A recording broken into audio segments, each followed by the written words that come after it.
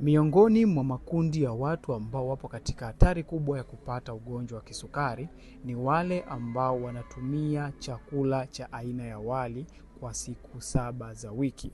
Ukweli ni kwamba inawezekana ndio mtindo wako wa maisha, lakini chakula hiki kama unakitumia mfululizo kwa siku 7 za wiki kinaweza kikawa na side effect. Ukweli ni kwamba wali umeshakobolewa kiasi cha kwamba umepoteza baadhi ya virutubisho ambavyo ni muhimu kwa mwili wako. Lakini pili, tunasema kwamba wali unakuwa na high glycemic index ya kiasi cha kwamba hali hii inapelekea kuongeza sukari kwa kasi kubwa sana pale ambapo tu unakuwa umemaliza kula. Hivyo hakikisha unaepuka hali kama hii kwa kutumia chakula hiki katika mfululizo wa siku 7 zote za wiki. By the way, nimekuwa nikiwasaidia watu wengi sana kuweza kutibia hii changamoto ya kisukari kurudi katika hali yake ya kawaida. Lakini pia kama unahitaji kuweza kupata tips nyingi zinazohusiana na ugonjwa wa kisukari, basi hakikisha una follow account ya Glucomizani.